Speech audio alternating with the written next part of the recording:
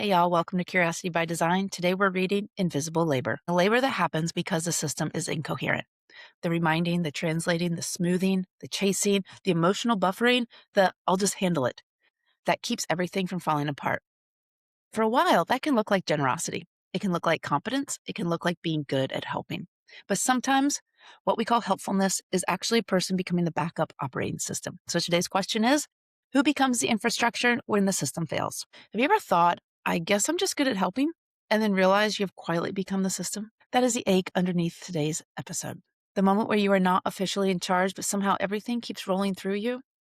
You remember where the file is, you know who needs to be nudged, understand what the client meant. You know who felt unheard the last call. You catch the gap before it becomes visible. You translate between the people, the tools, the tone, the timeline, and the actual work. And at first, that can feel good. It can feel like trust. It can feel like usefulness. It can feel like, oh, I'm valuable here. But then the pattern gets heavy because the more you absorb, the less the system has to learn. And eventually, you start wondering, am I helping? Or am I just holding together something that was never built to hold me back? So today's artifact is a workshop delivery plan. We've probably all seen these, made these, participated in these, felt these. So let's get to it.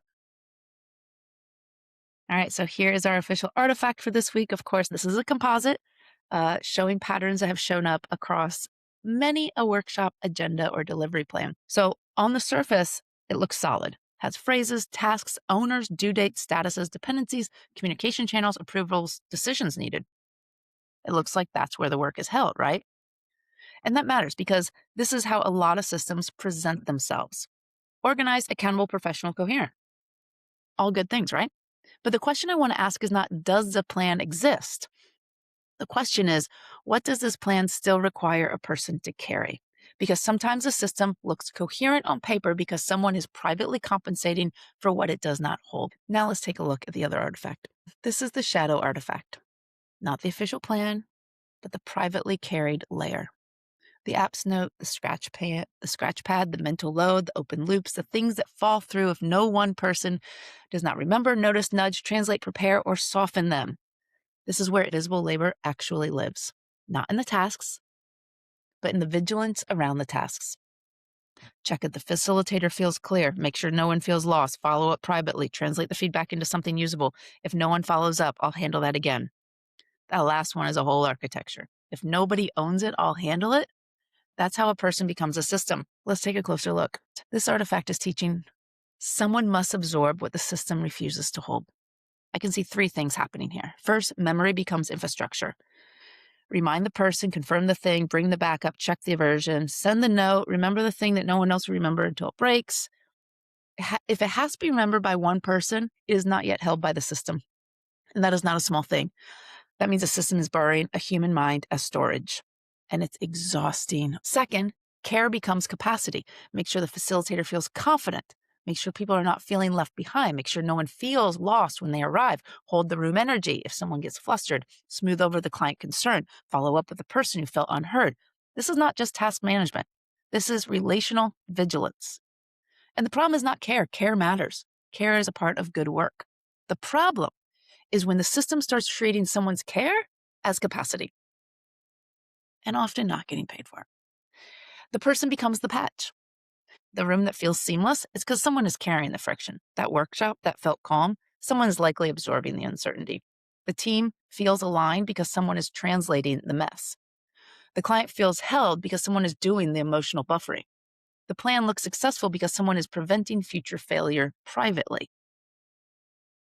The system gets credit for what the human body absorbed. So a workplace can do this, a workshop, a family, a school, a client process, a creative studio, a community, a whole culture can do this.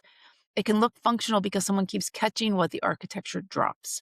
Someone remembers, notices, anticipates, translates, softens, follows up.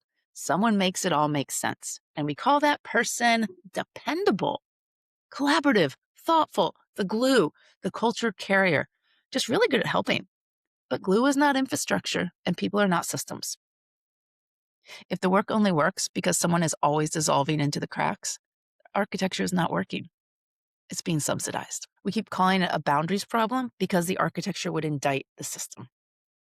We say people need better boundaries, stop overcommitting, manage your time better, ask for help. Need people to stop caring so much. Maybe, sometimes. But maybe the person is not overfunctioning because they have a personal flaw. Maybe they are overfunctioning because the system has an ownership problem. Maybe they're not just helpful. Maybe they're absorbing incoherence. Maybe they are performing the connective labor that architecture refused to design. From a business perspective, that is not just burnout. That is an unaccounted operating cost. If your process only works because someone remembers everything, you do not have a process. You have a dependency.